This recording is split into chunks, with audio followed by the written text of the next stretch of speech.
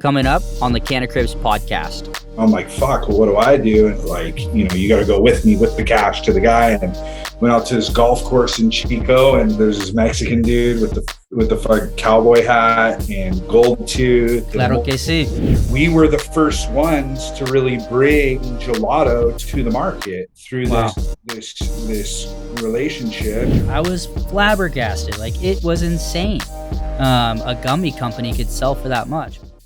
Hey, I'm Nick, creator of Canna Cribs and Growers Network, where we have educated millions of people on how to elevate their craft. I have toured some of the largest grow operations, befriended the best growers, and built a network of the top cannabis companies. Join me on this next adventure where I document history with the pioneers shaping the global cannabis industry in real time. Welcome to the Canna Cribs Podcast. The Canna Cribs Podcast is brought to you by the top brands in the game. We have 5 categories we want to highlight to help you elevate your craft. Cultivation by Grodan, lighting by Horticultural Lighting Group, nutrients by Athena, post-harvest by GreenBroz, and dispensary by Treez. Thank you to these partners for helping us create the podcast and bring more knowledge to the world. If you want to support the Canna Cribs Podcast, head on over to the link in the description or go to growershouse.com and check out these industry leaders today. I had a pager in high school and I made business cards, and people fucking clowned me, but that pager, that's pretty legit. Yeah, I made just super basic. There was a program on whatever Microsoft Word and just made these business cards, and it worked, and it was funny, but pagers were a thing. And what was the name of that business on that business card? It was just my name. It was just your full name, your address, like no, it was just my first name and pager number. I think that's next. I don't remember exactly. we gotta get a copy of that. It might just been my number. I don't know. I wish I still had that pager. I do have some of my very first flip phones. I still have those. I got a little collection of old school chop phones from back in the day. But yeah, so did that. And made a little bit of money, paid for gas, paid for beer money, and so little shit I wanted here and there, little trips. I think I took a half pound with me to college. Went up to Chico State and had one of those little Sentry briefcases and my scale. And I'm just thinking like Gordon Gecko, but weed. Doing it big. I just started off in the dorms, and I didn't know anyone. I didn't have any connections. So like that half pound wasn't going to go super far. I sold to like a few people, smoked a lot of it, and just worked my way into like getting connections, and met a small time dealer. It's like the similar story. You meet this guy who can sell quarter pound at a time, half pound at a time. And you like trying to, how do I get to the next guy? And the next guy I worked with for a while, and he ended up getting busted. And then he, I'm like, fuck, well, what do I do? And after it kind of cooled off for a while from him getting busted, I hit him back up, and he's like, yeah, I can still do it. But like, I can't, like, you got to go with me with the cash to the guy. And went out to this golf course in Chico, and there's this Mexican dude with the fucking cowboy hat and gold tooth. Claro que sí. Yeah. And I was just like, what the fuck? And he ended up locking his keys in his own car, and we're kind of out far, and I had a single cab truck. So I had to drive him all the way back to his house and to get his keys, and he's like breaking into his own house. I'm just like, oh my gosh. It was hectic, but we had a conversation. He's just like, look, I want to get Ryan out of the way and deal with you. You were buying most of the shit. And so that happened, and you secured the bag. We agreed to pay Ryan a pound. He paid Ryan a pound to get out of the way, and we did a bunch of business, and it just like rose quickly in college. And, that's when I really started making like tangible, good money, stacks of cash, having fun, buying, the lifted truck and the everything you wanted, your dream toys. Yeah. The ski boat, trips to Cabo, like the whole thing. And it was just, I was, in college making, wilding out, a couple $100,000 a year. And that was that was a lot of money back then. That would have been Absolutely. 1999 is really like where I started to take off a little bit. And played that game all the way through college, went through the Beasters, the BC Bud, kind of got a connection, started working with a different crew. 9/11 kind of shut that off, and I couldn't really go back to outdoors. So I didn't do a lot. Like I got really humbled in that time frame. Like went from balling like crazy, and I was always spending everything that I was making. As soon as it's in, it's out. Yeah, and I was like, these guys that I was working with were like, oh, here's 5 pounds. I only had cash for 2. They're like, take 5. Next time, take 10. It's just like, it's the whole scaled. Thing. Yeah, and they scaled me faster than I could stack the cash, and so I never really. It's a good distributor. Yeah, and I never found a reason to like stack cash. I mean, looking back, it's stupid, but I was just having fun. And, At what point, Caleb, did you realize this is not sustainable anymore? Was there a meeting, a deal, a night, anything where you're just like, okay, I'm gonna have to pivot? How did that? I mean, it was 9/11, like the valve shut off, and I didn't have a connection. So that was overnight. Yeah, the source just overnight, like a few packs trickled through afterwards, but it went to a complete turn off of the faucet. Wow. And I tried going back to the outdoor guy, but like people were like, I don't want this fucking outdoor. They were hooked. Yeah. You call it the Beasters? I've never heard of that term. What they call that's a common term for the BC bud that was coming down. Okay. Beasters. They were, they'd come down. To see indoor pounds in the 100, 200, hockey bag, that was shit. I never even imagined something like that. I didn't know. The indoor plugs that I had at that time was like, this guy's got a few lights in his basement. Like maybe you could get a pound out of his next harvest. Wow. In a day. Yeah, it just kept coming, and wow.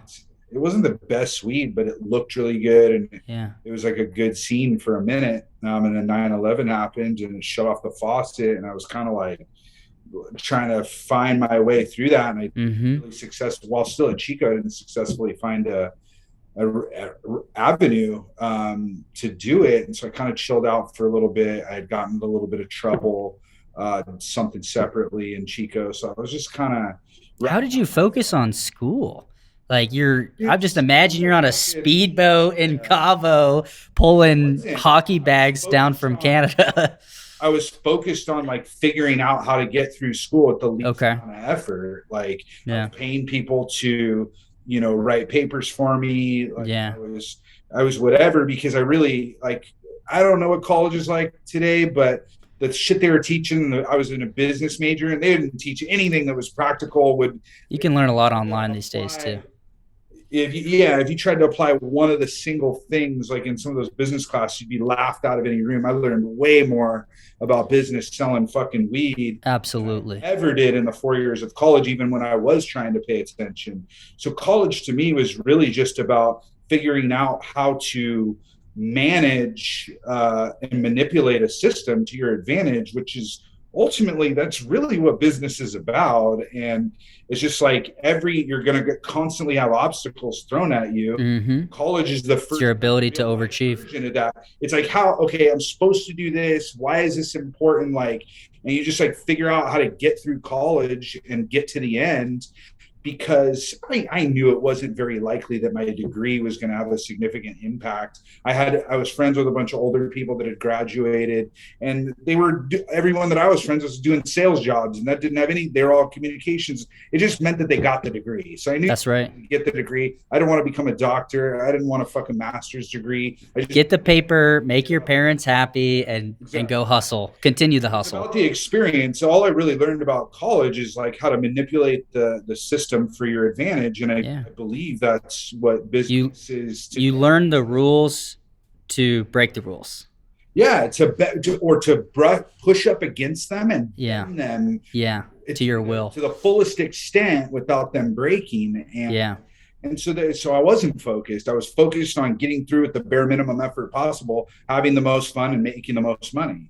And so when that kind of chilled out, I was just like, all right, I'm at my end of my career. It took 6 years, I think, 5.5 years to get through Chico. And I'm like, all right, what's my next step? And I had always been interested in real estate investing. I had been Interesting. reading real estate investing books, and so I went to buy a house in Sacramento, ended up working for the builder and got my first real job while I was studying for my real estate license. And I was working in real estate. And I did that for 4 or 5 years for a national. While growing on the side, or No, you're all in? So I wasn't growing at all, but I had done a couple of little. You were 100% sales at that point. Yeah, sales. I hadn't grown anything successfully. Let's put it that way. I had not gotten to one successful harvest. I had invested in a couple of tiny little grows in people's closets that didn't fucking put out anything.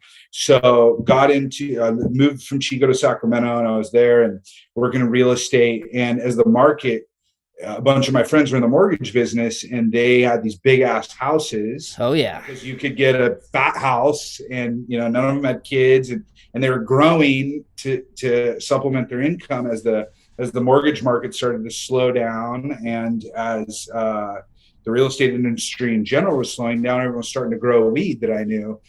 All these mortgage brokers were growing weed, and I was like, okay, let me get a piece of that, and I started selling it. It's when perps were pretty popular. Perps. Yeah. And so I started selling their perps, and I went into a dispensary. It was like 2008. I went to a dispensary in Sacramento to try to see what it could be like to sell to a dispensary. Yeah. And it was the worst customer service experience. The security was like some gangster, and fucking, they took me forever to process my 215 paperwork. And I just sat there and I'm like, what the fuck? And I just counted the people. I'm like, this is insane. This ka-ching, yeah, sucks. I could do this better. Started doing some research. Luckily met this one guy who had just gotten his own dispensary. He was nice enough to show me the simple steps to open a dispensary. I had to do a little, and win a license as well. Like you just no, this was when you could open up with a fucking your business license said cut flowers or something. I think mine said remedies or some shit. Okay. And those days, the city didn't care. That's what everyone was doing. No one was paying attention. You just get the business license, which is good enough to get your BO, your Board of Equalization, your tax, reseller license. You can start paying. The city was still clipping their taxes. Like that's, the city didn't cut. There was no tax on cannabis at the time. So okay. The city was just, I paid to open in the city of Sacramento took literally a business license and $125, and you were open. Wow. Like, because they just did it. They weren't paying attention to it. And they weren't ready. There was no enforcement. They weren't ready. I was the 7th shop to open in Sacramento. There was 4 long-standing ones, and then there was Obama came into our office, and then there was this feeling of change. And what's the campaign slogan? Yeah. So that's funny. I don't know that. So I was the 7th to open up, and that quickly ballooned to 39. Whoa. 39 shops because of how easy it was. Yeah. The city was like, low barrier to entry. Out of control. Moratorium. Let's talk about how to regulate it. We regulated it. The city got together to regulate it. I ended up somehow becoming president of association that helped work with the city to regulate it. And to this day, the city of Sacramento has more dispensaries per capita. Because of the work that we did, it has more dispensaries per capita than any other city in the state. Wow. That's huge. So, yeah, it's pretty cool. And so that started Fruit Ridge Health and Wellness. And my first employee meeting, which is really just 3 of my buddies smoking a blunt in the back office of 900 square feet in South Sacramento. Wow. I don't care about being the biggest. I just care about being the best. Let's try to find the best weed. Let's try to give them the best customer service, and let's have a good time. That's it. Having fun with your homies, giving people what they want at a fair price, good quality product, and just taking care of people. Those are the most successful businesses right there. You've come such a long way. For anyone watching this that has not seen the episode, in season 1 of Deep Roots, we filmed your Arizona expansion. So that was the season finale. We did a couple scenes with you out there. Ted with Alien Labs was there as well. Let's talk about, that's where you were at in the Arizona expansion. But let's go back to the early days of how Connected came to be. First of all, is it the same company? Did you set up a separate company? Was there a rebrand? How did that all work out? So it was Fruit Ridge Health and Wellness. Then the federal crackdown happened. That was just our one shop, and we had to grow, but we didn't really brand anything. So essentially, we're just like Fruit Ridge Health and Wellness. Okay. Federal crackdown happened, and we were forced to shut down. Fed sent the landlord a letter, said, get out. Wow. We shut down that location. We tried moving to another location, and like they were coming hot and heavy during Obama's reelection campaign. And Yeah. sent some people in Sacramento to prison for that.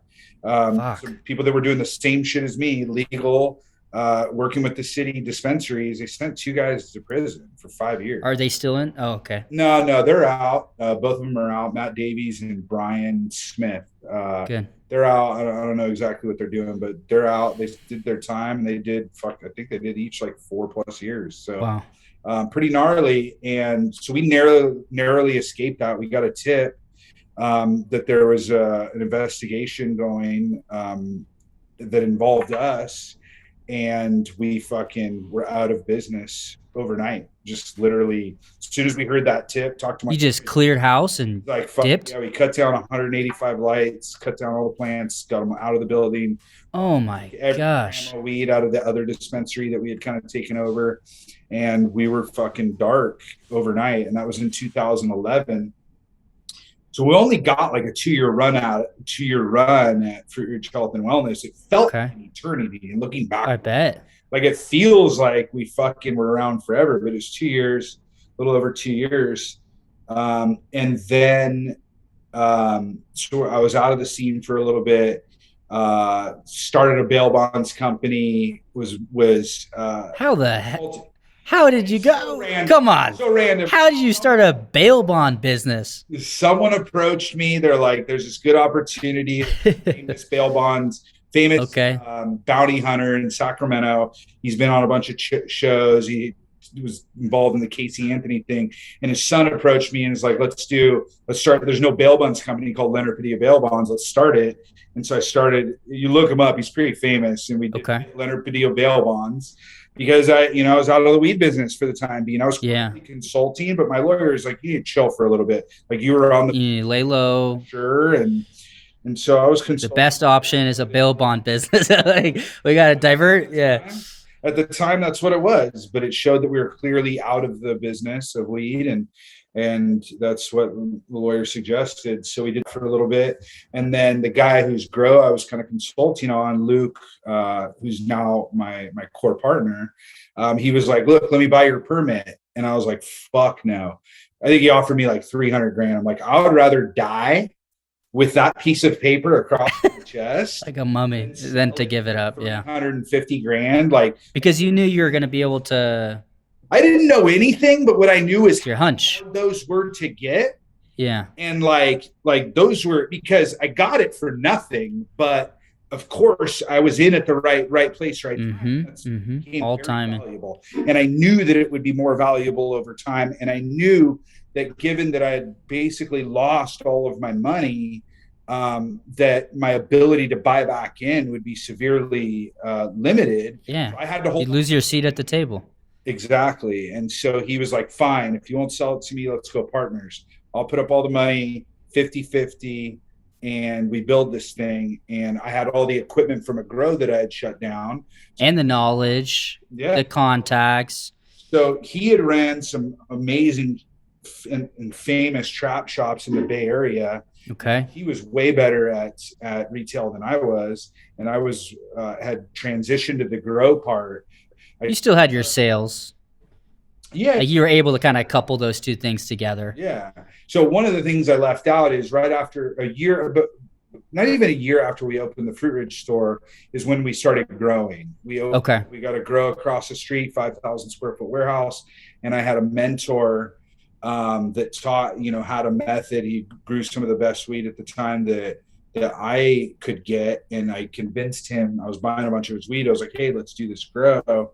And he's like, cool. And so we dedicated half of the facility to his style, which is similar to what we're doing today. Okay. And the other half was to R&D because I had to know what's the best way. Is it deep water? Absolutely. I was on the forums. I was following Jeff Offer back then. I was like looking at all the different techniques, and I wanted to try them all. And we tried a bunch of them, and none of them were as good as.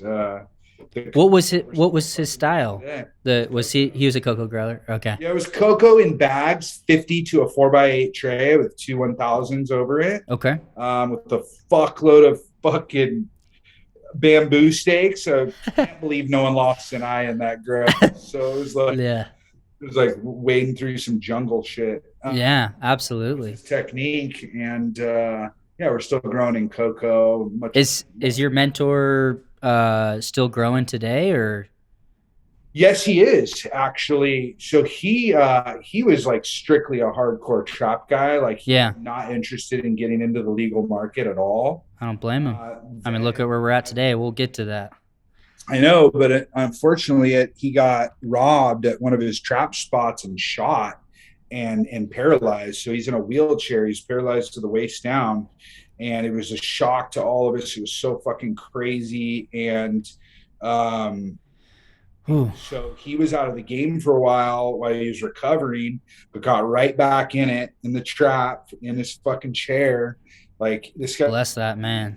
Fucking beast. He's got some angels on his back. Doing what he's done and accomplished, still to this day. And finally, after so many years of like, battling through all, I mean, one of his houses burnt down like in those crazy fires that PG&E caused with the down lines. Yep. His trap spots burned down in one of those. Like, how bad is that? Did he he got out okay? Like, unscathed? Yeah, he got out, like, no problem, but lost a trap spot, and those aren't easy to recreate. No. And so he finally opened up. He's got a big depth spot in Calaveras County. He's putting out some of the most fire greenhouse I've seen, and he's working on developing a brand. He's also a veteran, so he's going to spin that angle on it. But the guy's like a true OG. Like, people call me an OG, but it's like I tip my hats to guys like that. They're just like paved the way soldiers. I feel like I'm almost like a great grandson of the OG movement. Like, there's so many people that have came before us, so many eras. It's crazy. I mean, that's part of why I wanted to start this podcast, is to uncover all of that. I'm learning, just as much as someone in the comments section. So that's really cool that your mentor is still out there growing and pushing the movement forward. That's amazing.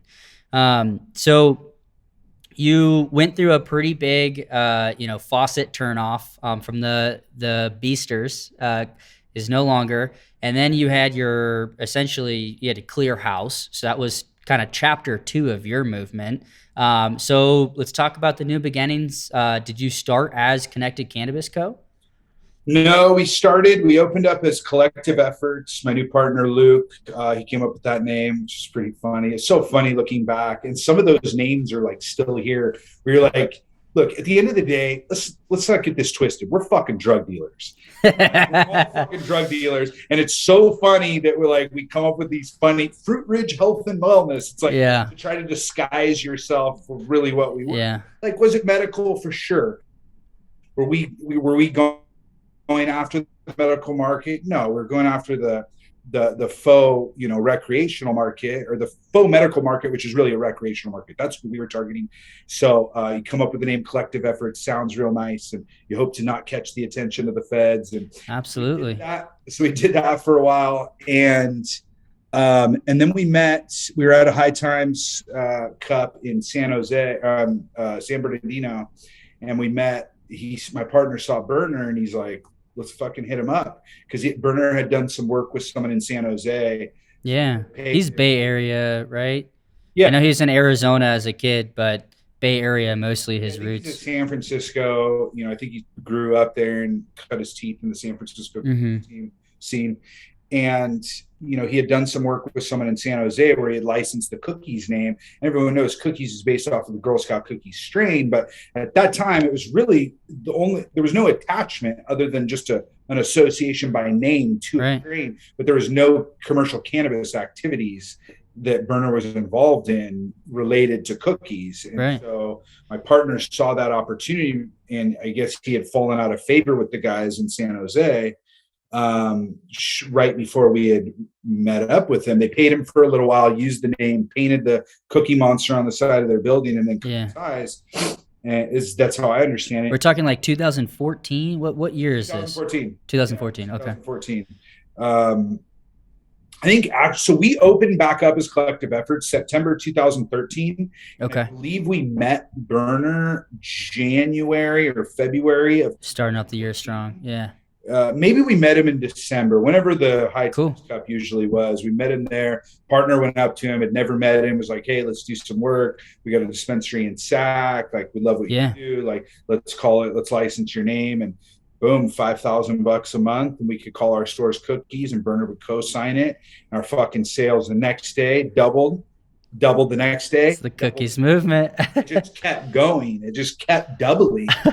And it was that's crazy. Small numbers before we met him. Yeah. We hadn't advertised. My partner was capable of big stuff, but we're just coming off the federal fucking crackdown. It's like, how big do you want to be overnight? Yeah.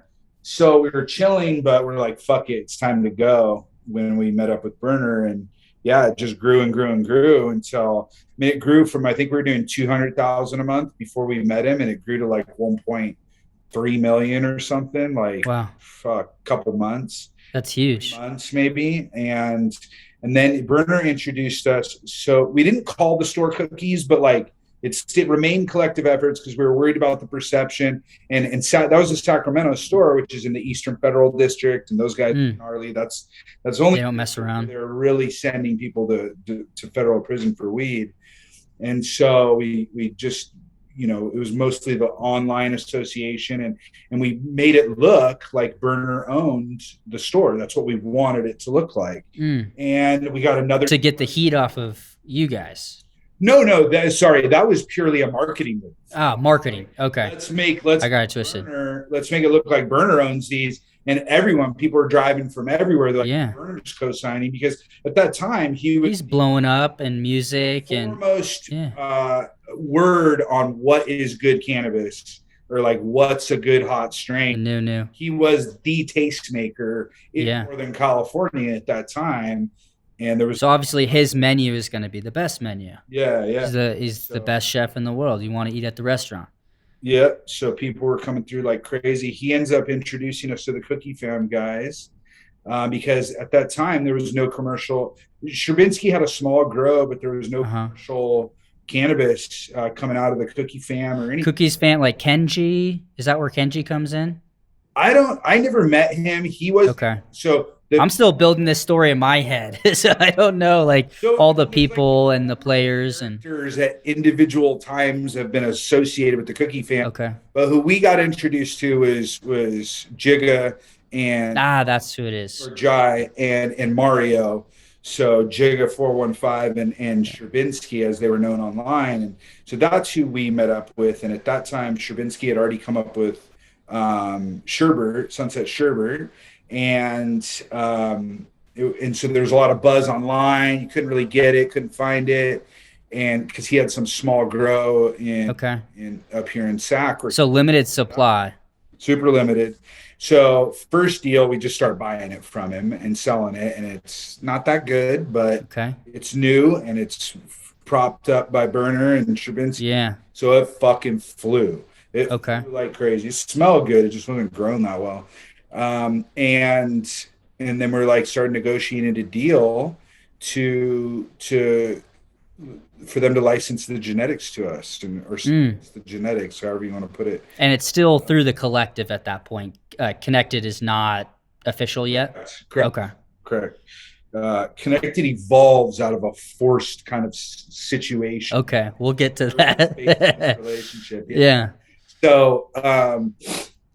So we got the genetics, which were the unreleased gelatos, and Luke got to go to a tasting party and pick. The Gelato 41 was already kind of identified as a hitter, but Luke got to go pick, I think, the three others, which were Gelato 25, 45, and 33. And then we got those Pinots. We got, I don't know, half a tray of each. and we started growing them. And then we were the first ones to really bring gelato to the market through this relationship. Would you say that was one of the first hype strains in the entire cannabis game? Like modern day hype strains? It depends. I guess it depends on how you label hype, but it's like from my like mainstream, like people are rapping about it, everyone wants it, like it's up there. Then I mean OG, you could maybe make an argument that OG, but just like OG Kush, like kind of this whatever name, and then the Perps, like, you know, Luke says the Perps was the first real exotic strain. Okay, that's exotic. Opinion. Maybe that's a better way to put it. Exotics. Yeah, Luke said Perps was the first real exotic, but I don't think it was. I would say it's fair to say that gelato was the first. The gelatos and the Sunset Sherbet were the first exotics that were commercialized in a way where there was like marketing done and merchandising and exactly that type of thing. Like we had created the cookies bags that had the step and repeat cookies name, and then with the cookies C. And my partner's idea was to create those bags and sell all of our weed in it. Wow. Regardless of it being cookies, if it was cookies or not. That's got to be huge for the cookies brand. Yeah, just you're at the cookie store and this is fucking in the cookies bag. And then they had the idea to change up the colorways to sports teams, and that made people go crazy. And it turned. I'm thinking Gary Payton right now, like where we're at right now, the evolution version 14 of cookies. Yeah, and so people started collecting the bags and selling the used bags online on eBay. I mean, wow. We realized you got something there at the time, but we're like, holy fuck. Like, people are collecting these things and selling them for like $5 for an empty bag of weed. Wow.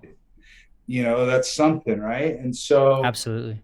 So that really happened, and that built up a lot of really good momentum. You know, but we had the deal with Jigga and Stravinsky was like they had to post, and Stravinsky did, but Jigga refused to, and that was in the contract that he just signed. Like social media posting, are you saying? Yeah, social media. And we had just like an Instagram post. Yeah. Like, hey, give us a little love. It's part of the contract, mutual love.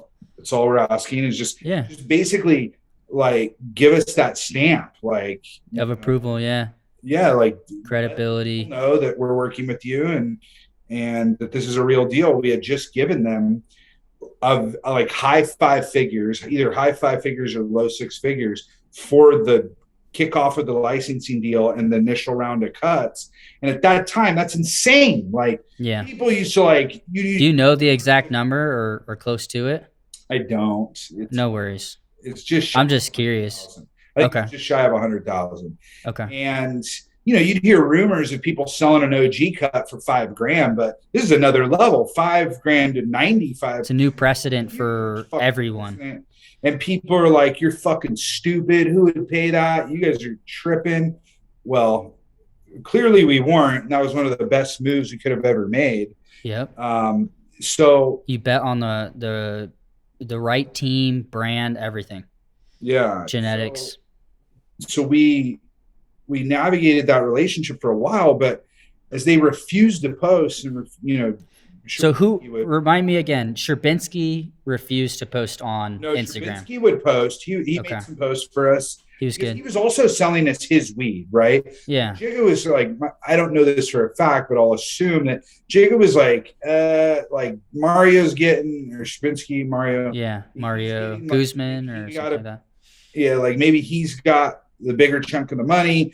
Plus, he's got his grow op that Jigga isn't part of, and he's selling us the weed at top price. So, like, this is a good deal, a great deal for Mario. Yeah. Maybe just a good deal for Jigga. But, I mean, Jigga, to my knowledge at the time, had literally nothing going on. Like, not one grow op, like nothing. And so it's like, dude, this could have paid you hundreds of thousands of dollars because it was on a per pound basis. What do you think And was going through Jigga's head at that time? I don't know. I mean, I think you That's tough. see this happen. Internet fame doesn't translate to real life, like reality and situation. Just because you're famous online, it doesn't mean you got everything going on. Yeah. I think people forget that, and their egos blow up so big, and they realize, like, wait, I'm still just a guy that, I started something, but I'm still just a guy who doesn't really have anything other than like my online notoriety and the fact that I had created an ownership rights to these strains. But if you're not going to monetize them, then what the fuck? Who cares how cool and big you are on the internet? It's almost like your social capital online can be converted to financial capital if you know the right people and how to do it.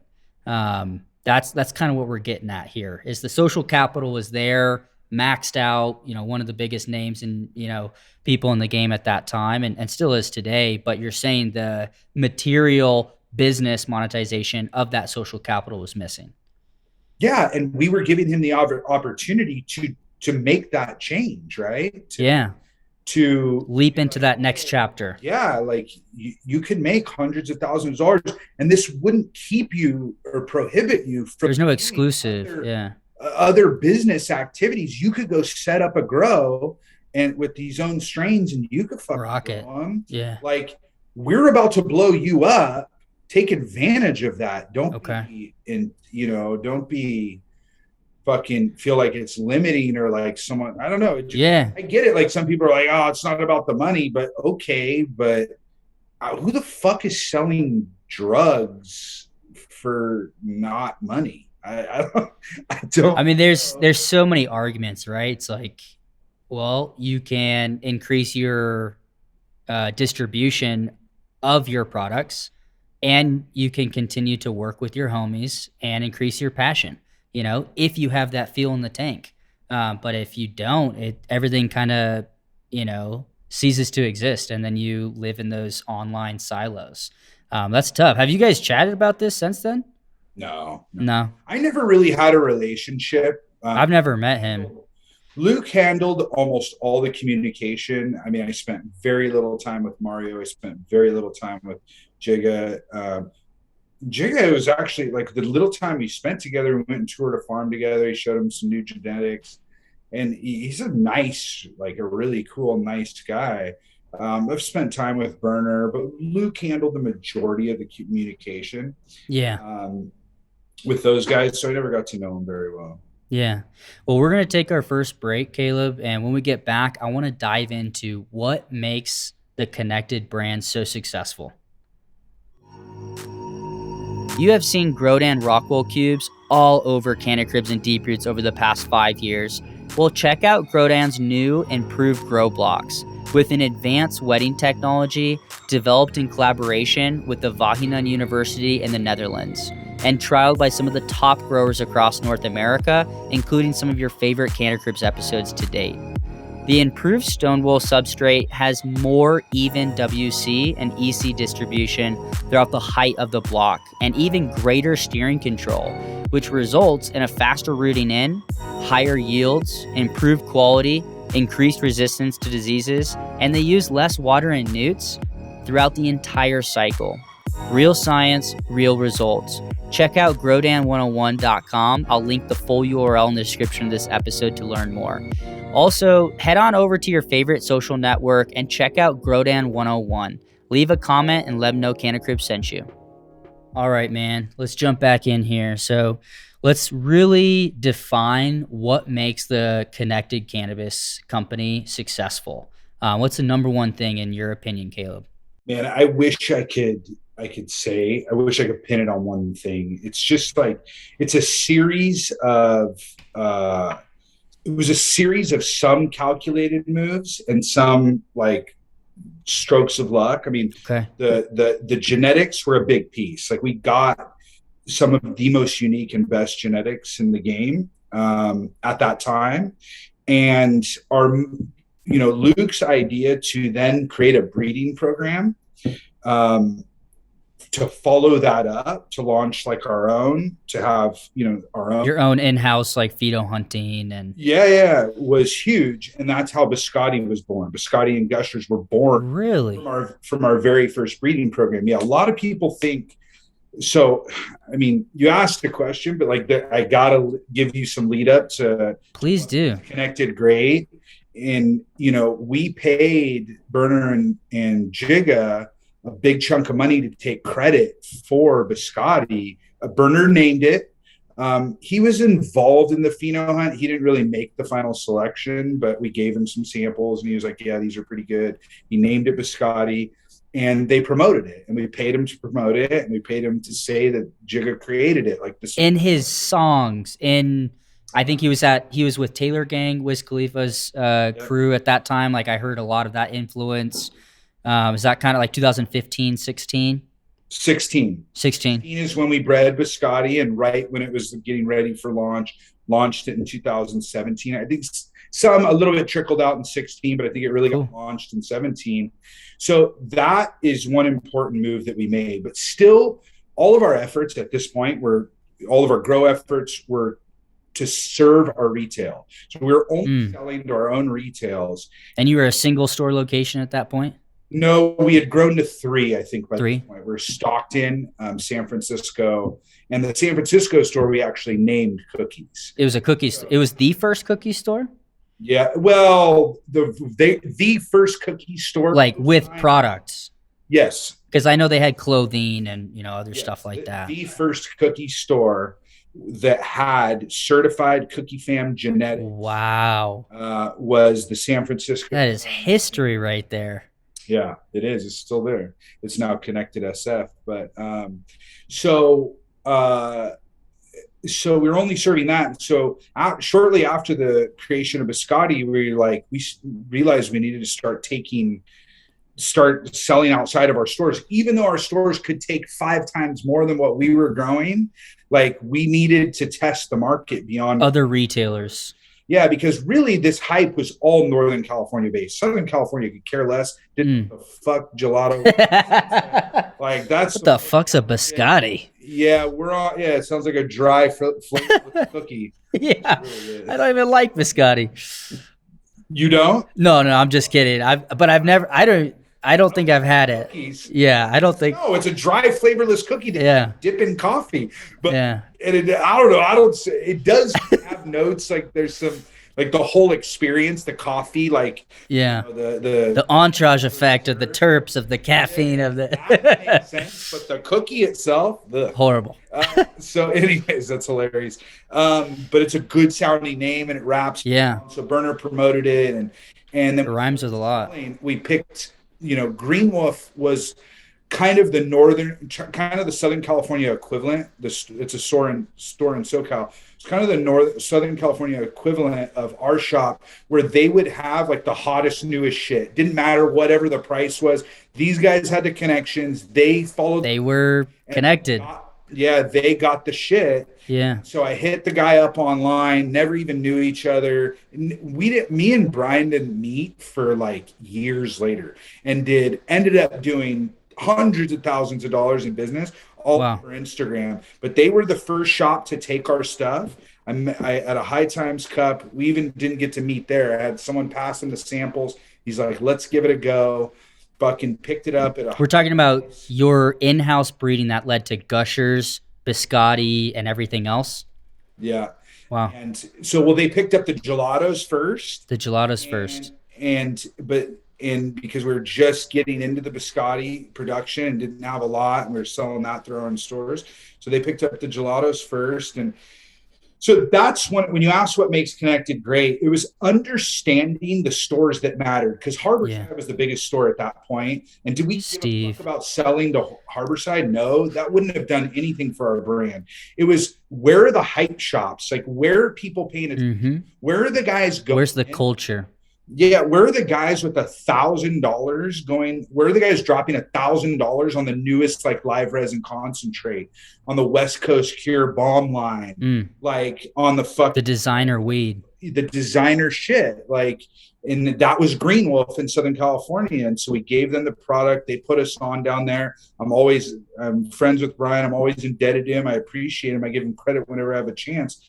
But it was us identifying them as a partner. That's huge. It's not a big shop, but that helped pop it off, because then the smaller people down there that knew to watch Green Wolf, they didn't know about us in Northern California. They knew to watch Green Wolf. And whatever Green Wolf picked up, they had to have on their menus. And so small little shops and deliveries started hitting us up on Instagram, and we picked who we worked with.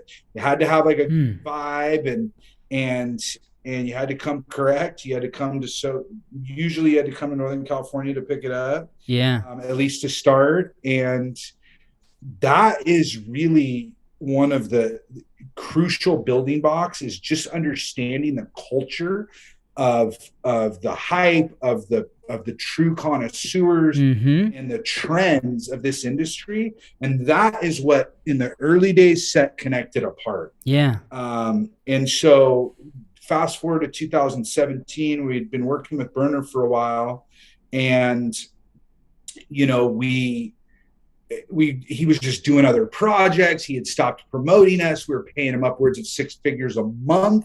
And crazy. And he started brand with Ivan from Jungle Boys.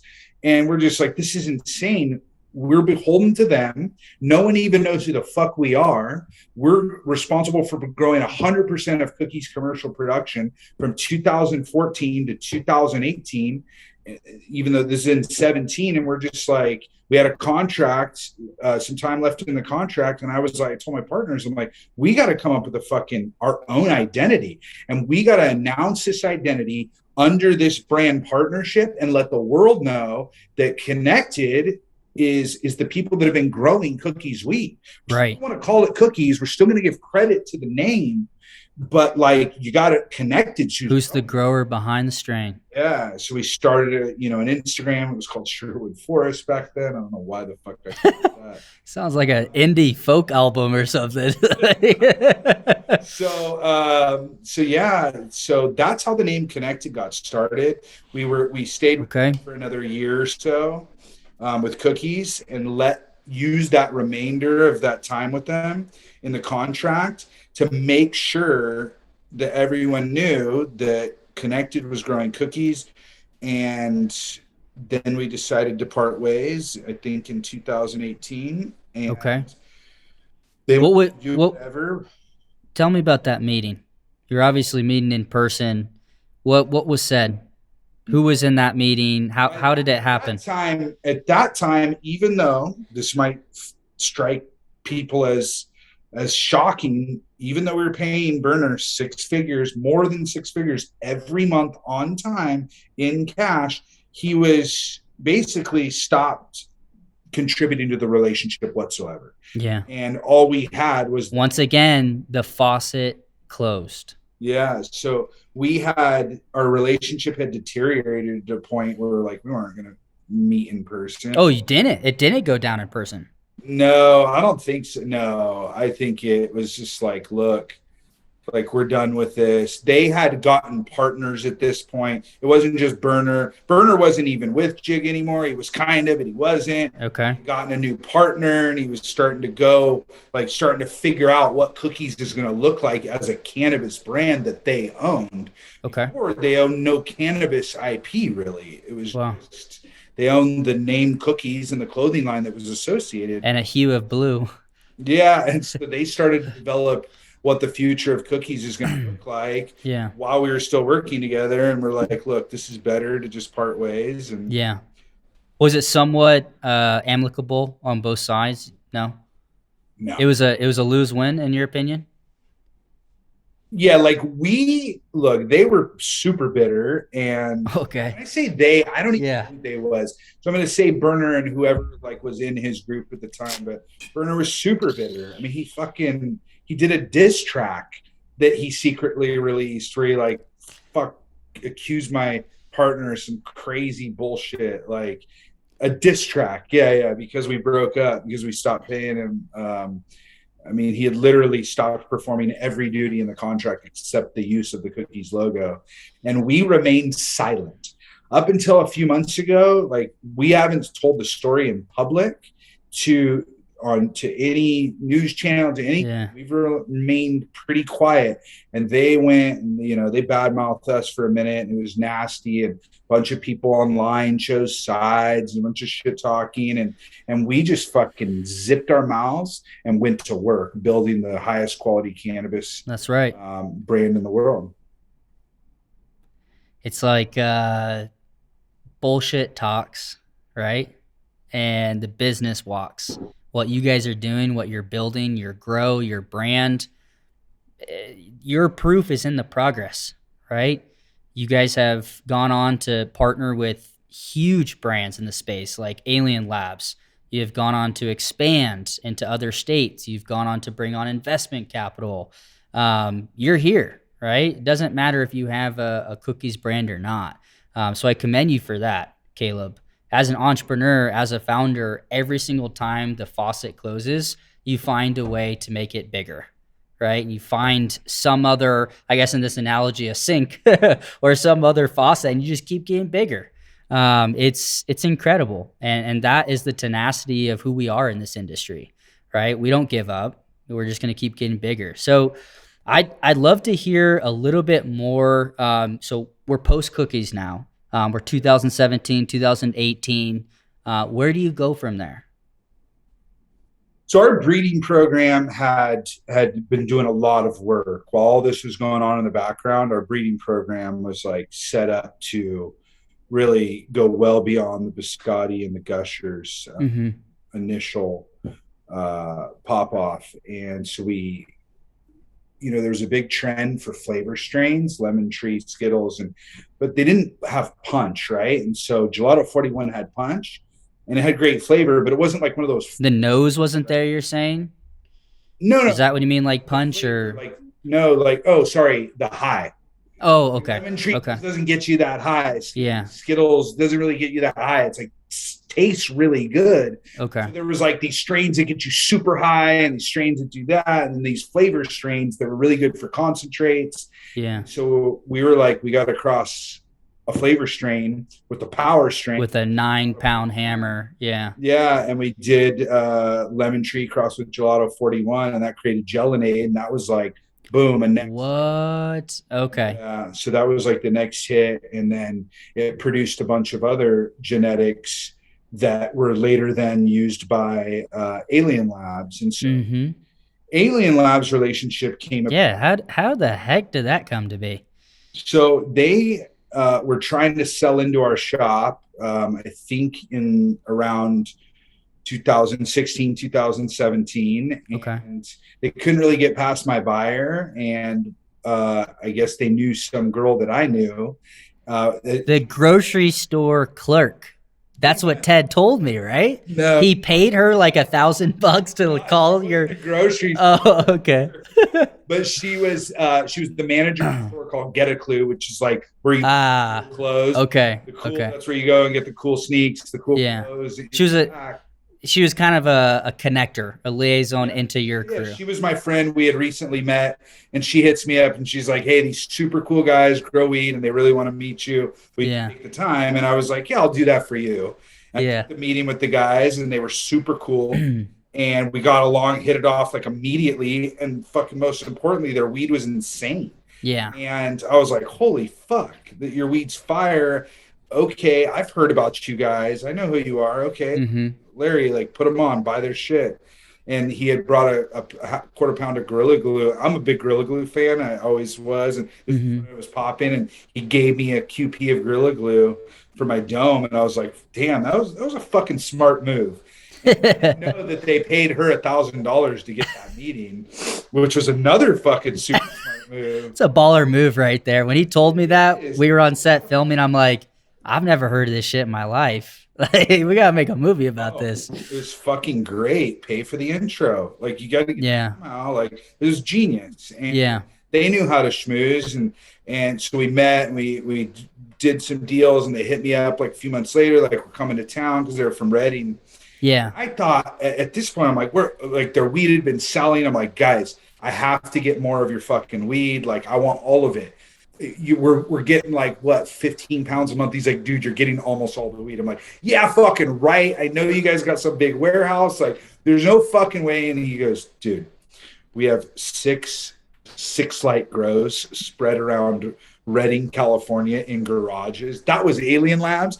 And these motherfuckers had made themselves look so big online and their weed was so fire. Wow. Like, and we really were getting a lot of it.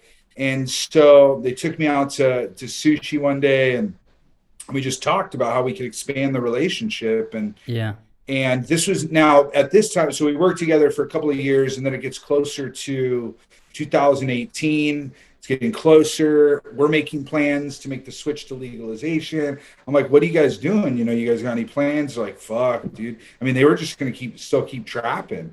Mm-hmm. And I mean, but they weren't trapping. Technically, they weren't trapping before. It was 215. That was a traditional market. And so technically they were going to be by default become trappers and they were fine with it. And I was like, nah, come on, come on board. Let's do a licensing deal. You can work we had, at this point we had the Oakland facility and then we had, SF 135. Well, just on the grow side, Oakland grow, we had 135 light. Oakland was 105 lights where everything kind of started for us. And we had 135 light grow in Sacramento and a 300 and something also in Sacramento.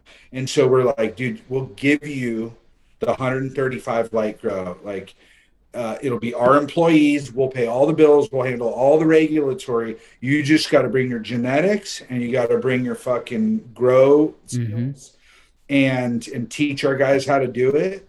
Because brand partnerships, I mean, licensing, they really don't work unless it's a true collaboration. Like mutual skin in the game. These companies don't understand. Like corporate cannabis, we're just going to buy that brand. Like the heart and soul of that brand is the founder. Yes. And there's ways to work with the founder. He doesn't have to be like there every day, but buying a brand and taking the soul out of it and putting it under some big corporate umbrella. What happened? That's the fastest way to kill a brand. That's the fastest way to kill a fucking brand. What happened to Apple when they pulled Steve Jobs out? Tanked. That is like my favorite example of a founder that made the brand.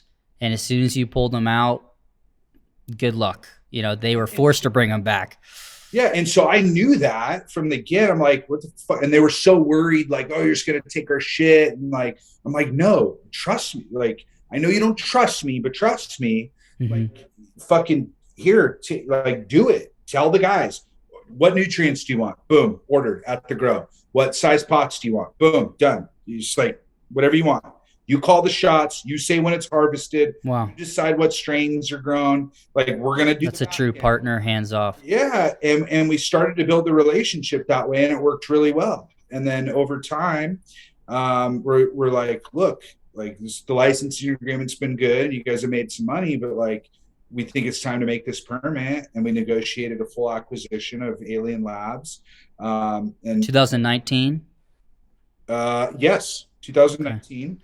And was worthless to us without Ted. And absolutely, Ted is Alien Labs. Toss it into the trash can. Like, yeah, the guy's the lifeblood, and like his vision drives it, and he's got so many followers, and it's really Ted's largely to contribute for that brand. He's a creative genius. We're super stoked, and we've just continued to build on that. And to this day, Ted still gets the final say. He has all creative.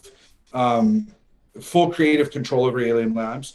He has final say on even at the batch level. Like, does that batch go to an alien jar or not? Like, that's how serious not only do we take the partnership, but we take our quality. Is like now the founders are me and Ted we are with our own eyes in California. Every batch gets approved or sent to, bulk if it doesn't meet quality standards by Ted and myself. And that's not something you're going to find at every shop. Wow. So what would you say to other brands out there like an Alien Labs that maybe they're on the come up, they want to partner with a bigger company, they see a mutual fit. what would you say to them as far as advice goes to getting that partnership, to securing that deal? Know what your strengths are and know where your weaknesses are. Like Ted knew he did what, like paperwork, permitting, like getting a lease on a commercial warehouse, like contractors to build it out. Like none of that. That's not their strengths. Their strengths are identifying trends, identifying quality genetics. So what are your strengths? It's okay to have a certain amount of ego, but like egos in cannabis get in the way of, I watch it get in the way of people's success all the time. And there's ego is the enemy. Ego is the fucking enemy, especially in cannabis. It's like, know your strengths, walk in with, be confident, but don't let your ego destroy the opportunity, and be very upfront, be transparent about what you're good at, what you need, what you're looking. You should develop some standards of what you're looking for in a partner. It's not just money. Like in the early days of regulation, there's a bunch of money that got thrown around.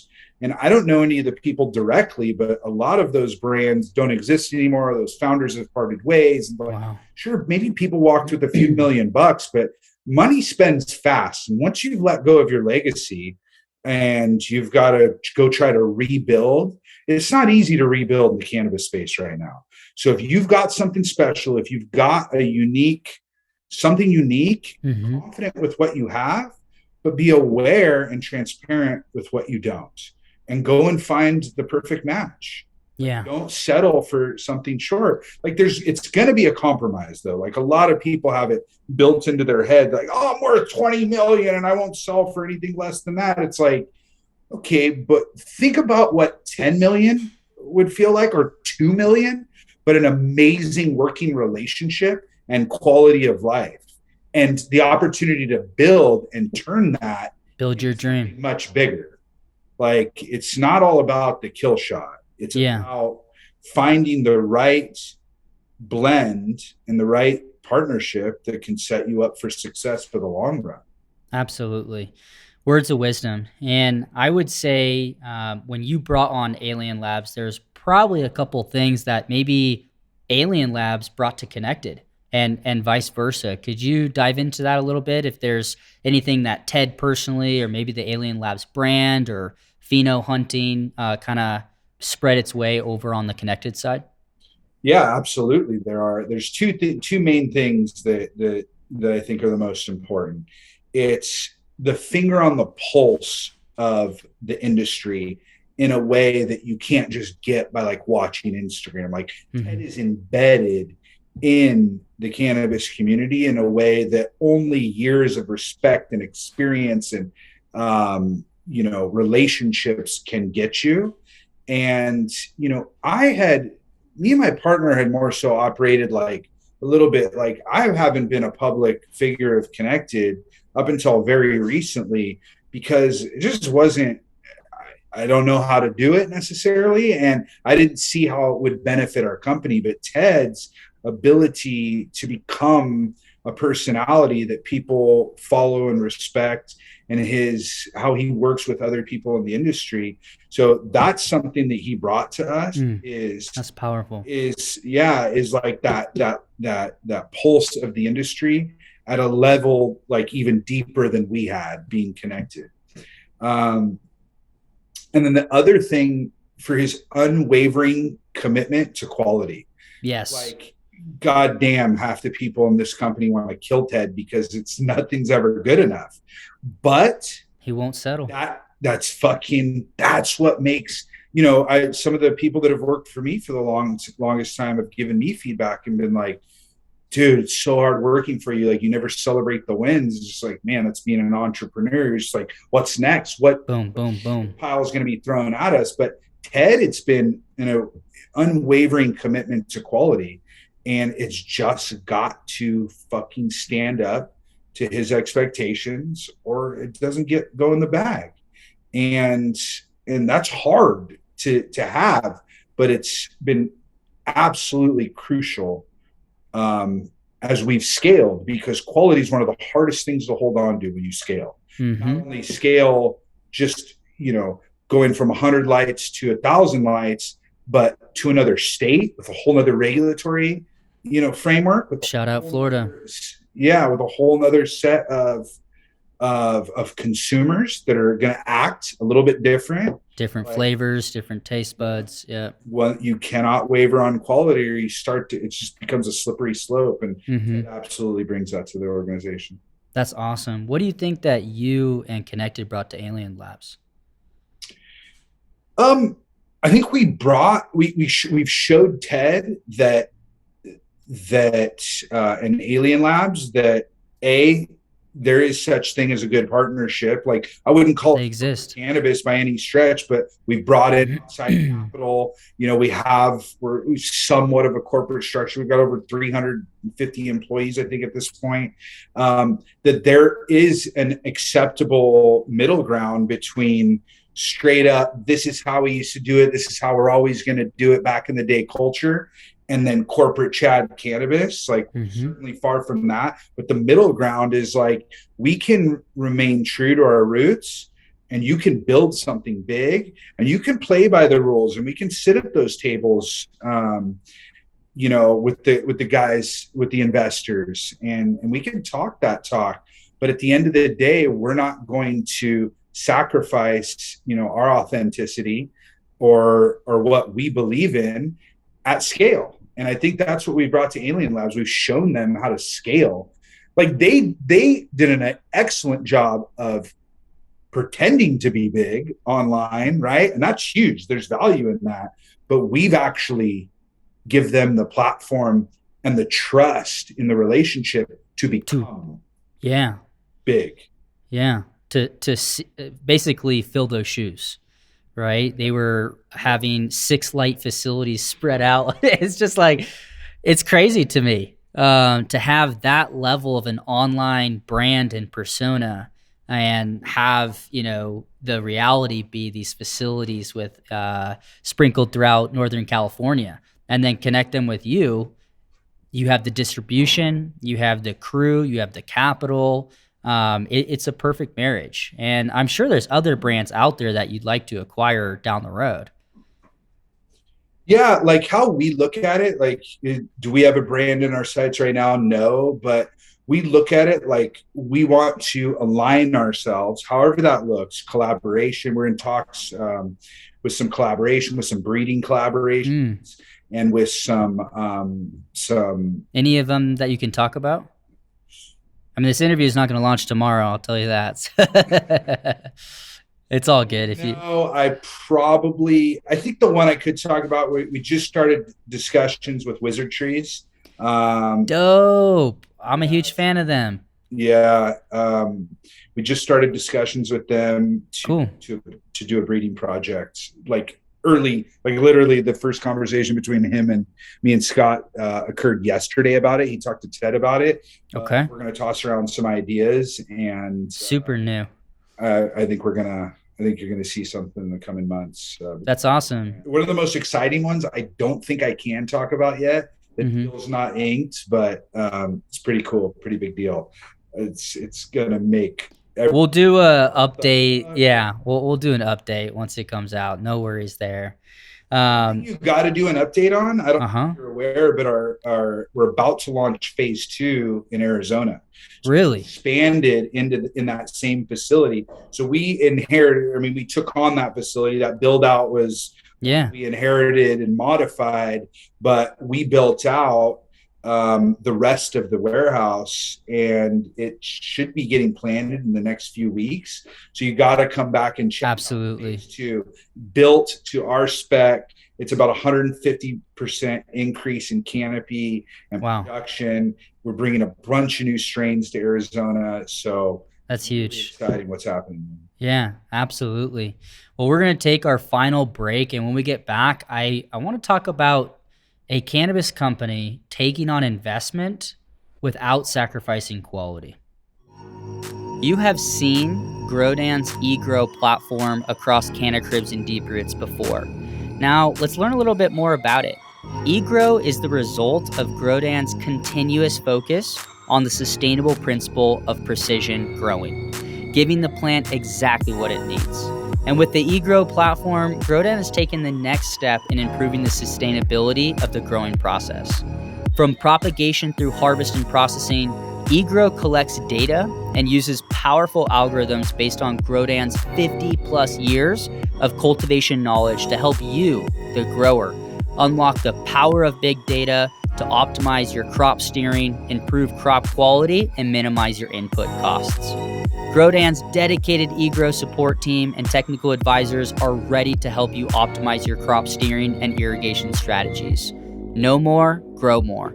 Check out Grodan101.com or head on over to LinkedIn, Twitter, Facebook, Instagram, wherever you go to learn. Check out Grodan 101. All right, we are back from the interview, and Caleb has transformed into a gorilla. That is so cool. Looks like a ceramic gorilla head, you were saying. That is insane. So I'm really curious, Caleb. You guys have brought on capital. It looks like a pretty big hedge fund, cannabis hedge fund, Navy Capital. I'm familiar with some of the companies they've invested in, and you have done an incredible job. Very few companies can do, which is bring on capital from institutional, investors, a cannabis hedge fund, scale with that capital, but continue to keep it true to your quality standards. And I know we were just talking about you and Ted and Ted's unwavering quality control, but let's talk about that. How is that feasible? Because there's other companies out there looking to bring on investment, and let's face it, they can't scale the quality from one state to another. Yeah, it's super challenging, and I've got to give a ton of credit to our cultivation team. We actually, shortly after we took on that money, we went on a search for a head of cultivation, not to teach us how to grow better weed, but to teach us how to scale it. And we had actually already scaled in Northern California ourselves. We had proven that we could take it to a bigger facility and quality actually only improved, but taking it to another state's a different thing. Mm-hmm. In terms of, and so we went out and we looked, and there's a bunch of guys from ag, but it's like, you could just tell, like, this guy's probably not doing too good in ag, and he's just looking for a way out, but this guy's not going to offer a lot. We met this guy, Ian Justice from Driscoll. That's a great name. Yeah, he's a good name.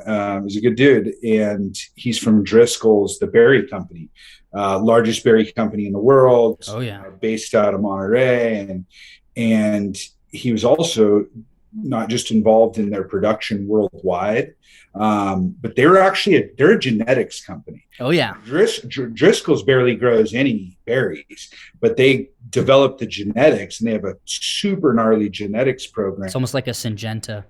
We hired him, and he's done an excellent job. It took him a while, like it does everyone, to understand cannabis and some of the nuances, but he was able to scale us to Arizona. And the lucky thing about our investors is they came to us and they're interested in us and they invested in us because of our quality story. So the last thing they want to see, it's not like they would way rather, to a certain extent, they'd rather we stay a certain size and have small, reasonable growth than sacrifice our quality, because then we become like everyone else. So right, good investment. That's what makes you special. Yeah, good investment partners are important. Ones that understand why they're investing in you. It's not just about the numbers that you put on the page, but it's like, do you understand our product? Are you interested in our product? And the guys at Navy Capital, they were. They did their diligence. Like, they smoked the product themselves. They talked to people who smoked the products. Some of their investors were big smokers and made sure to distribute to them. And they're like, this is the fucking real deal. So, taking on capital is important, but taking on capital is a huge responsibility. So there's responsibility of, now you've got someone else's money, but beyond that, it's fucking what? I have $25 million in our bank account all of a sudden. Was that the Series A? Yeah.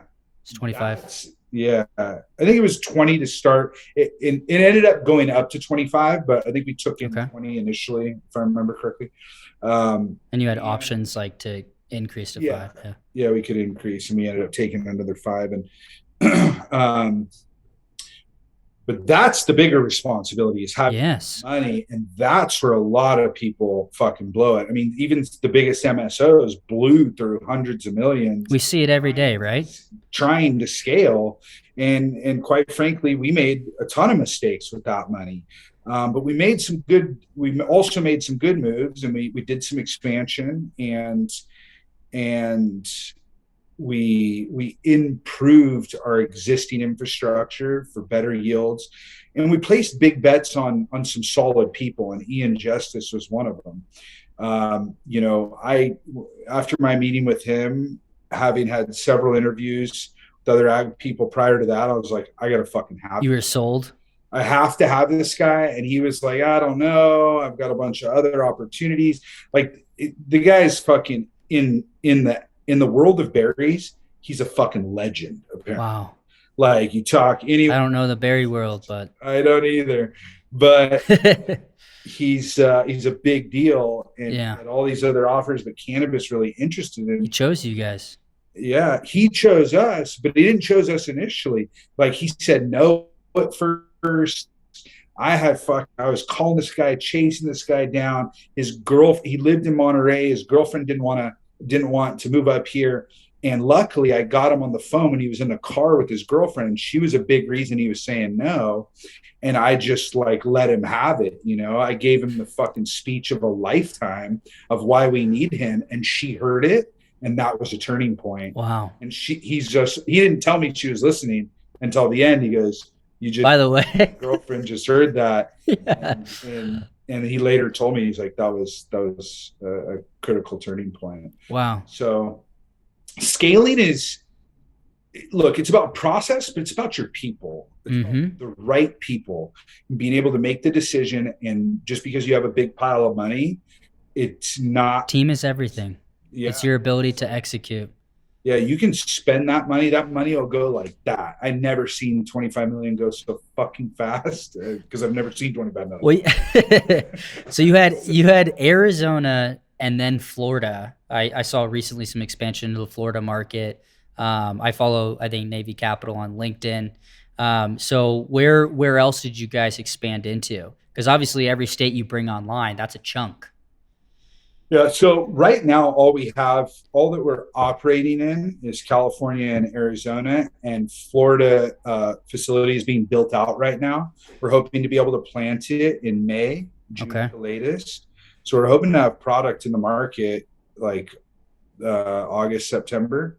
And that's super exciting. And we're starting off with, a good sized canopy, but the partner we chose in Florida is extremely well capitalized, and they've got a huge swath of land where they could just pop up another, multiple buildings. So we have the ability to scale into Florida beyond our initial. We're going to come in, we're going to make sure that our quality hits, and we're going to make sure that the customers understand who we are and why we're different, and how our product is different from any of the competition. And then we're going to, we're in no hurry. And you're in it for the long run, man, gradually. But another model we have, that's been crucial for expansion and scaling is Arizona. So California it's all of our legacy projects all jumbled together, and California cannabis market's a fucking mess right now.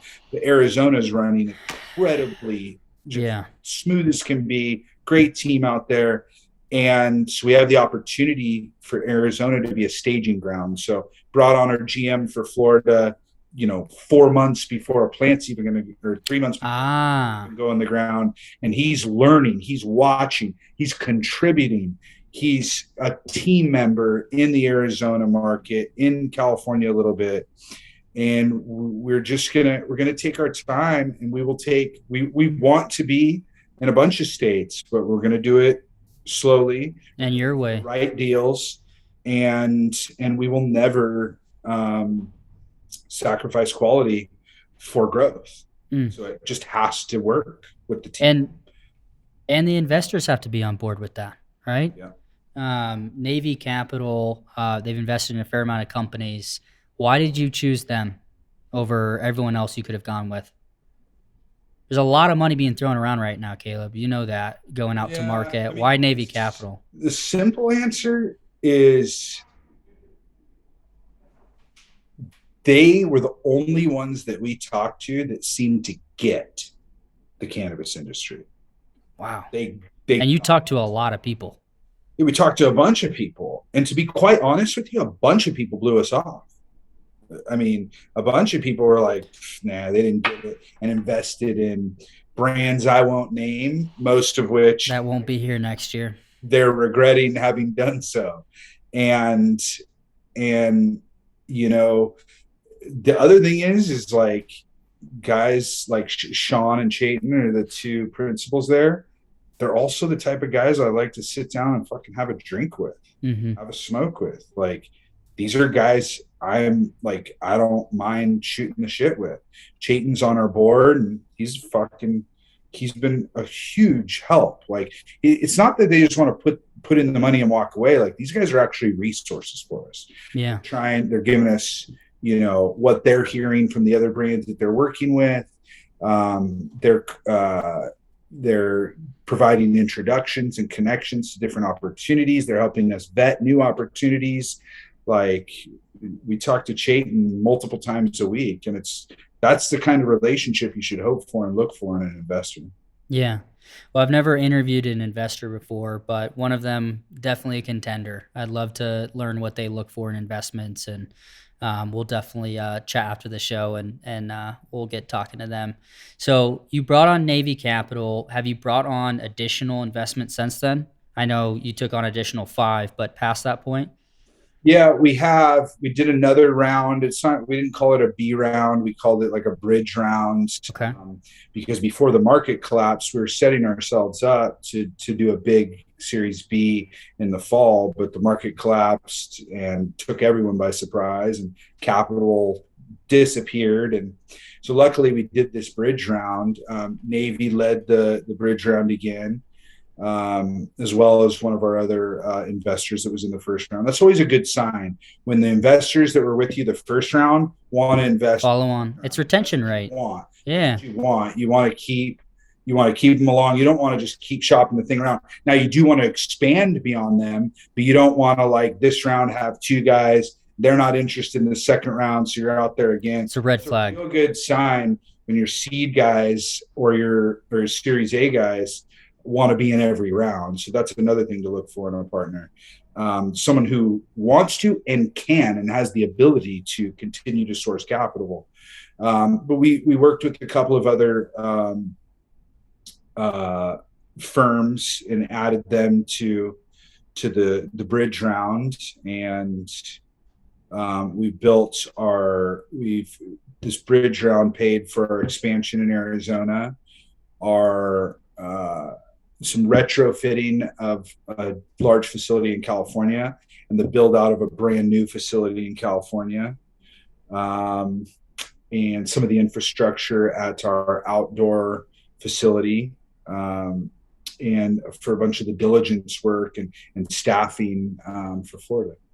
Okay.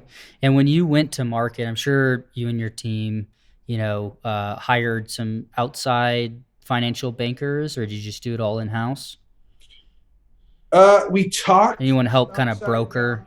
No, we talked to some outside bankers, but we did it all in-house. And hell yeah. I don't know if that was the right move to this day. I mean, that kind of stuff is very confusing. Like, I know how to confuses me. Yeah. Sell weed. I'm used to bags of cash in hockey bags. Yeah. Yeah. So, I mean, that world is it's fascinating, confusing, and a lot of sharks. But no, we went out and we did a road show, and we went to New York and we met with them ourselves. We didn't get. That's where Navy Capital is based. Yep, that's where we met Navy. Right on. And you mentioned there's a lot of sharks out there. There's going to be some growers listening to this show, dispensary owners. I mean, there's a lot of people listening to this show. So, tips to avoid the sharks that will take over your business. What are some initial really easy calls that you can pass along to your fellow cannabis entrepreneurs? First and foremost, pick up the phone and call around. Like everyone in this business knows. Reference check. You know, you got to do a reference check. You know, in 2018, you couldn't really do that, but the number of people investing money in this space is a really small group, and everyone knows everyone. Mm-hmm. Pick up the phone, call around, do a reference check as if you're going to hire them, because they're essentially becoming a part of your company. Yeah. So you want to know what kind of reputation they have. And the second most common trick, like first, don't get your expectations up, because like, you know, what do? They set the bait like, oh, this valuation, and then they reel you in, you know, and they get a look under the hood and they just start chopping away. Oh yeah. And you've gone through the process so long where you're like, desperation kicks in. Yeah, you're just like, fuck, I'm so settle for less, desperate. I'm just going to take this deal. And that they know that's their game. That happens all the time. And we fell a little bit of victim to that, not with Navy, but with another investor. And it's a little predatory in that sense. It's super unfortunate. But sometimes you got to take those deals. You got to learn from that shit. Like we learned. It's a great perspective. And you won't make that same mistake twice. Bet you that. Exactly. And so as long as you learn from a mistake, then it was a mistake worth experiencing 100%. So it's just, don't be afraid to walk away. Like unless you're desperate, like it can feel like this is the only money, but if you really believe in what you have, and you believe you're really being like objectively unfairly valued, then don't be afraid to walk away. But also don't let your ego get in the way. I can't count the number of people that are like, oh, I'm worth so much. Like we've made offers to companies that in hindsight, I am so glad we didn't buy, because they ended up disintegrating, but we made 8-figure offers to companies. With you on the investment side. Yes, to acquire. Yeah. To acquire these companies. And they're like, they held out for other things. One of them's not even a company anymore. And I think we offered them like $5 million in combined cash and stock, and they're not even a company. And that was just 3 years ago. So like they got nothing. They turned into nothing. So, you know, don't let your ego get in the way. If you're staring something good in the face, and it might not be exactly what you dreamed, the big number, but reality is a different world. And the cannabis market is wildly volatile, and there's no sign of any kind of federal change. The capital can shrink up in a second. And it's tough, right? There's not a lot of benchmarks. It's got to be tough on these investors coming in trying to see, well, what is this brand really worth? You can't really compare it to a tech company. You can't really compare it to maybe another industry they're used to. It's got to be tough. Yeah, and brands aren't really being valued for their brand yet. Like that's really in the consumer, in the CPG space, like you hear of these insane multiples. The goodwill. Yeah, the brand and the potential for it. Like, I think it's Casamigos is a famous story, but they were doing like 30 or 40 million in revenue and got bought for $1 billion. Now I ended up reading further into it. It's like a payout thing, and Clooney and that's ridiculous. They're probably paying for Clooney that's the burner of Casamigos. You know, like he's pumping that brand up. More movies he does, more albums he drops. Like these are touch points to promote the brand further, right? Yeah, but that's not really happening in cannabis. Like cannabis is still trying to value, like this is the rub, like they should be, but they're still like trying to value, because in the early days they did, and huge valuations got thrown out for companies that were basically an idea, you know, with a little bit of revenue and a little show us the burn rate. Show us the profitability. So, but still brands are not really, we got far, the pendulum swing dramatically. Some brands got some big numbers early on that swung all the way back. Like brands aren't really being valued right now. You're being valued on what is your balance sheet. What does your P&L say?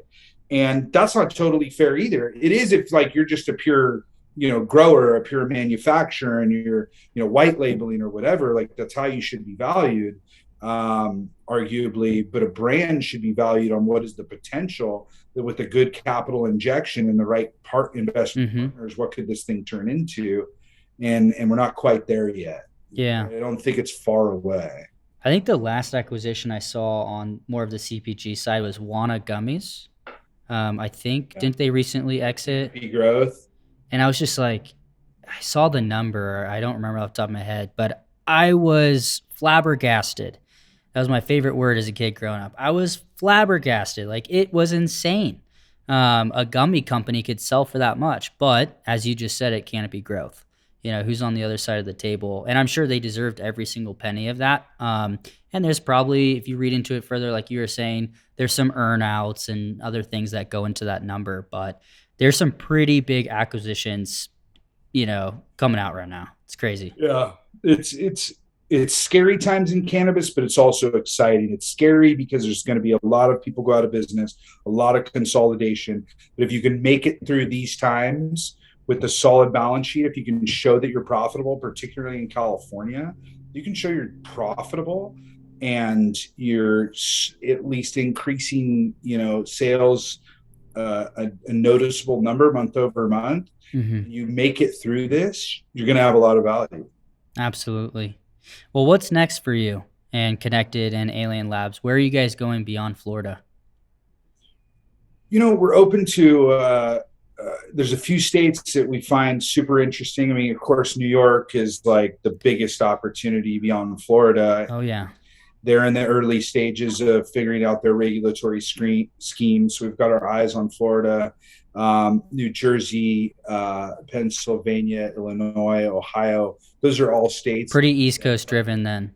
Yeah.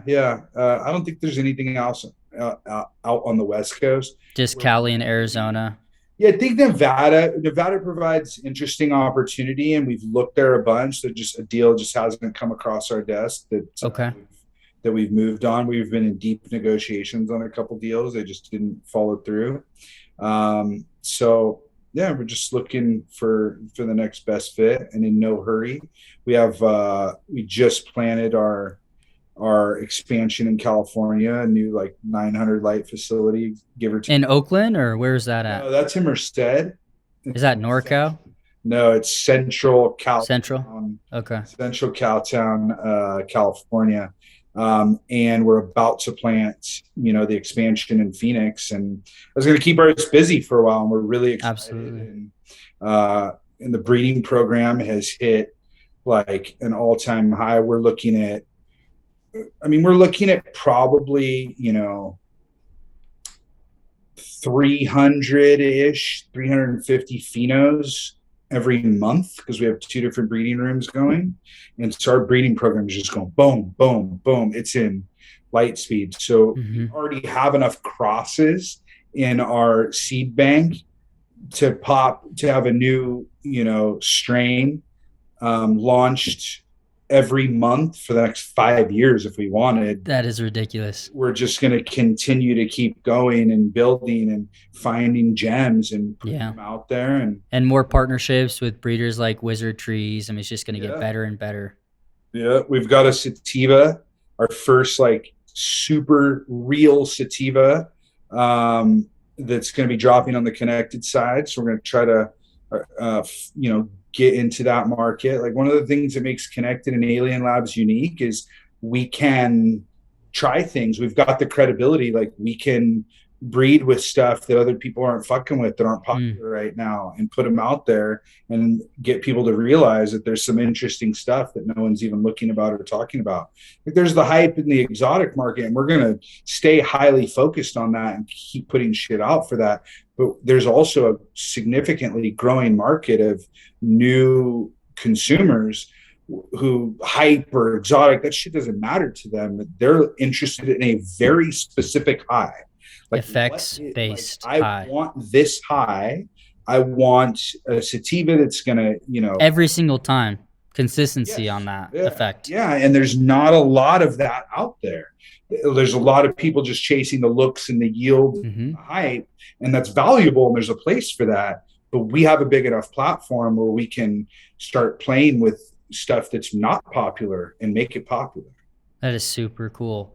So at the end of a long day, are you and Ted just saying, "Hey, I'll put this on my menu." You're like, "I'll put this on my menu." Like, how do you decide which strain goes with Connected or Alien Labs? So a lot of it has to do with the parents. So we have Okay. unspoken rule. It's funny you bring this up because there's been a lot of this lately. There's an unspoken rule that if you brought the parents to the table, or the dominant parent to the breeding project, that you kind of have first dibs. Wow. And but me and Ted work, but there's some value. You can kind of, if you keep doing that, then you end up with the menus that just are repeats of themselves. So Yeah. our breeding program crosses stuff that came from both sides all the time and stuff that came from all over the fucking Yeah. place. We're crossing with land race stuff, seeds that are 10 years old. We're doing all kinds of interesting things, but it usually you get dibs, and then me and Ted bartering sometimes. But he's amazing. He's like, I think this is a better fit. He's like, I want this, but I think Connected needs this on their menu. We just had the conversation 2 days ago about something I thought for sure it's fucking insane. And he thought for sure he's going to keep it. And he's like, first crack at it. It's like trading baseball cards, on the playground. My heart. Thank you so much. You don't know how much, but that's representative of the partnership and the support we have. Yeah. It's one company, but it is very differently. There's two brands that live, and when I say live, like they live. There are Alien diehards and there's Connected diehards under the same umbrella, and everyone gets the same paycheck from the same place. That is so cool. But everyone loves and respects the shit out of each other, and that makes for such a unique situation that we have. Yeah. So are we looking like from Connected to Alien Labs? Is it a different price point? Is it maybe a different product variety? Or it's really just comes down to you guys just deciding, hey, this is better for your mate. I'm trying to quantify, what makes a Connected strain? What makes an Alien Lab strain? So, that truly, like, what makes Connected and what makes Alien is really, like, I really like this and really likes that. And that's okay. It's just that simple. And it is simple, but it's like we're making those decisions, but it's because what do I think Connected's consumers want? And so I'm thinking about how is this going to be received by our customer base? Because I do think a lot of Alien Labs and Connected customers are different. I think a lot of people that buy Connected don't buy Alien, and a lot of people that buy Alien. That's so fascinating. I think it's just die-hardness. I think that's more of like the diehards, or like maybe you really like the gelato heavy, like the biscottis, like which is a lot of the majority of our breeding program at Connected side has, where Ted has almost none of that on his side. And so it's a matter of taste, but it's also a matter of like, just how does that brand resonate with you? Yeah. Cannabis has the ability to influence lifestyle choices. We've seen that with these, and we've seen that with Alien Labs, and even with Connected and other brands. It is a lifestyle for a lot of these people that is greatly influenced by the cannabis. It's an identity. Yeah. An Alien Labs consumer, it's an identity, right? Like they are proud to be an Alien Labs consumer. Same thing with Connected. It's incredible that you guys have built such strong brands, and this industry as a whole is so nascent. If you had a blank check today, I know this is, it's a pretty big question, but if you had a blank check today, what is that third brand anywhere in the world or team or founder that you would bring onto your team? Oh man, that's a tough question. I think that Doja Pack, Ryan. Doja Pack. I think Ryan's doing some really interesting. I'm right there with you. Wizard Treez, Doja Pack. Yeah. Yes. And not that I look at Ryan as like a check that I could throw at him. I look at him as someone I just want to fucking work with. Yeah. Like he's watching how he's built his brand and his persona. and how he gives credit to all the people that credit is due on the way up. I really respect what he's doing, and I think there's a lot of things that the brands, a lot of cohesiveness between what we do and what he does. So yeah, I agree with that. It's probably the first one that comes to mind. A lot of respect to Doja and what he's doing. 100%. Another one that I've got my eye on that people should be paying attention to is Preferred Gardens out of Sacramento. Dave, Preferred Gardens, dude, this guy is putting weed out of his greenhouses that has my fucking jaw on the floor. That beats Indo. Oh, it's better than 99.9% of indoor in the fucking California. Wow. Dude, that guy's greenhouse is insane. And he's a humble, cool ass dude. Love that he's from Sacramento, the home of Connected and Alien Labs. And so those two are two I certainly got my eye on, and I'm rooting for in a major way. Well, thank you so much for joining me today, Caleb. Taking a little time out of your day to share your story. And I want to go to Oakland. I want to film your guys' flagship location. Definitely hit the expansion on the Arizona side. Whatever comes to be on the East Coast, we'll definitely be there as well. And thank you for joining me and just sharing your passion with the world. Right on. Appreciate the time, and thank you for the opportunity to speak. Thanks for joining us today on the Canna Cribs Podcast, brought to you by the top brands in the game. We have 5 categories we want to highlight to help you elevate your craft. Starting with cultivation by Grodan, lighting by Horticultural Lighting Group, nutrients by Athena, post-harvest by GreenBroz, and the dispensary category by Treez. Thank you to these partners for helping us create this podcast and bring more knowledge to your garden. If you want to support the Canna Cribs Podcast, head on over to the link in the description or go to growershouse.com and check out these industry leaders today. While you're there, check us out on Instagram and join the Growers Network forum to meet growers all around the world just like you. Happy growing.